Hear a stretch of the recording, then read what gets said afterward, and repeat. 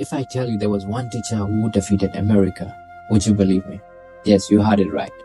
A small, quiet man with glasses and soft hands stood in front of a map of Vietnam and said he was going to defeat the most powerful military force on earth. No professional military training, no expensive weapons, no powerful allies standing behind him.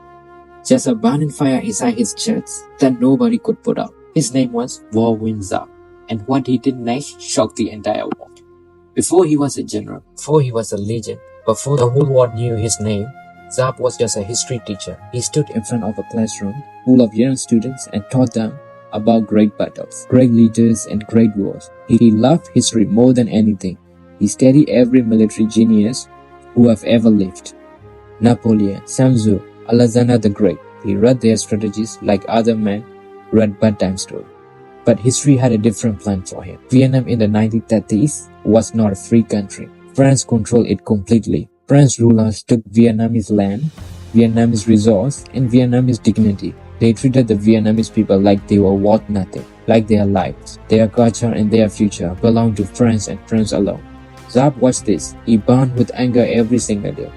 So, he joined the resistance movement and started fighting back the only way he knew how at first. With words, with ideas, with organization. Then France did something that turned a passionate young man into an unstoppable force. They arrested his wife. She was young, brave, and just as passionate about Vietnamese freedom as her husband.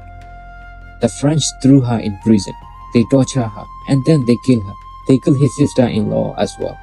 His own family was destroyed by the people occupying his country.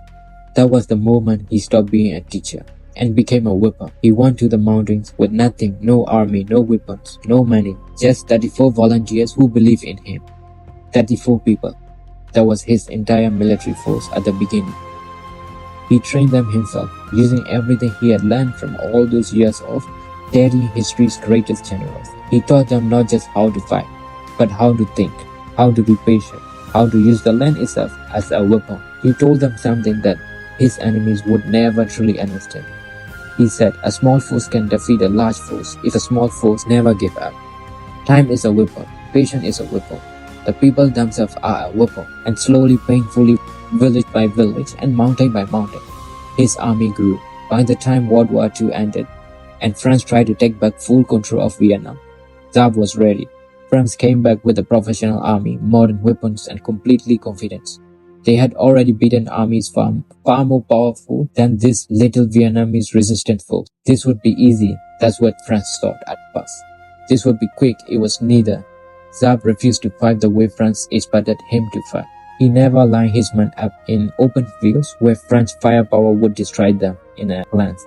Instead, he melted into the jungle, attacked at night, disappeared before dawn, cut supply lines, exhausted the enemy, and then vanished again like smoke. Every time France thought they had him cornered, he was already somewhere else entirely. He was not just fighting a war, he was teaching France a lesson in patience, and France was a very bad student. And France decided to build a massive military base deep in a valley in northern Vietnam. They put thousands of their best soldiers there, surrounded by mountains. Their plan was simple: take Giap into a direct battle where French air power and air ally would destroy his army once and for all. They were completely confident. Their commanders looked at that valley and saw a perfect trap. They forgot one thing. Giap had spent years reading about every military trap in history. He recognized exactly what they were doing, and he turned their trap into their grave. He moved tens of thousands of soldiers through impossible jungle terrain to surround those mountains completely. He did something that French military experts said was physically impossible. He moved heavy artillery guns, enormous heavy deadly weapons by hand through thick jungle and up steep mountain. His soldiers carried those guns piece by piece, sometimes crawling through mud, sometimes cutting entirely new paths through the forest. They did it at night, so French planes could not see them. They did it slowly, quietly, and with a determination that no professional army in the world could have matched. When the French woke up one morning and looked up at the mountains surrounding their base, they saw guns, barrels, pointing down at them from positions they had believed were completely unreachable. The battle lasted 57 days. When it was over, France surrendered. An entire French army captured and defeated. the most humiliating military defeat France had suffered in a generation. And just like that, after nearly 100 years of French control, Vietnam was finally free in the north. A history teacher had just defeated a European empire. But Giap was not finished. Vietnam was now split into two. The north was free, but the south was controlled by a government backed by the most powerful nation, the United States of America. America looked at Vietnam and saw a domino. If Vietnam fell to communism, then other countries would follow. They could not allow it. They sent many first, then advisors, then soldiers, then hundreds of thousands of soldiers, then bombs, more bombs, then had been dropped in all of the World War II combined. They dropped them on jungles, on villages, on roads, and on anything that moved. America had the most advanced military technology in human history. Jets, helicopters, napalm, thermal sensors, electronics, surveillance, everything that modern war could possibly offer. Giap had sandals, tunnels, and absolute patience. He built a network of tunnels under the ground so vast and so deep that entire armies could move underground, completely invisible from the air.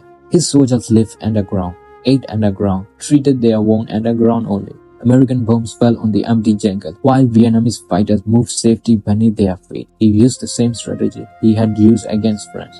Never fight on the enemy's tent. Never give them the open battle they want. Attack where they are weak. Disappear before they can respond. Make every single day exhausting, demoralizing, and expensive.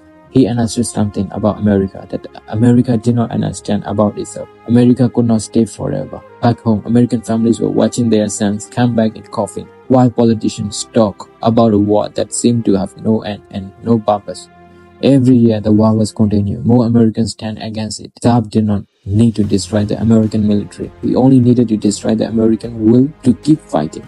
And that is exactly what he did. Year after year, battle after battle, Giap outlasted the most powerful military force in history. American generals kept announcing they were winning. Giap kept fighting.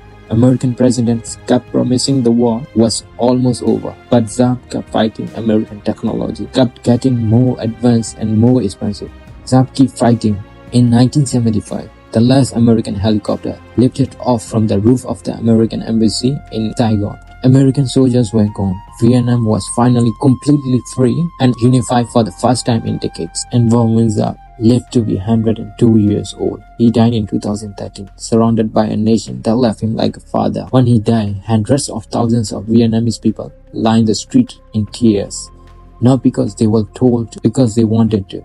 Because this quiet man with glasses, who used to teach history to school children, had given them something no army and no empire had been able to take away. He gave them their country back, their freedom. His whole life, he had studied the great generals of history. Napoleon, Alexander, Sun Tzu. He had read their strategies and memorized their victory. But none of them had done what he did. None of them had defeated two separate Western empires back to back with nothing but patience, intelligence, and the love of his people as his greatest weapon. Military schools around the school would today still study his strategies. Generals with billions of dollars worth of equipment read his decisions and shake their hands in disbelief.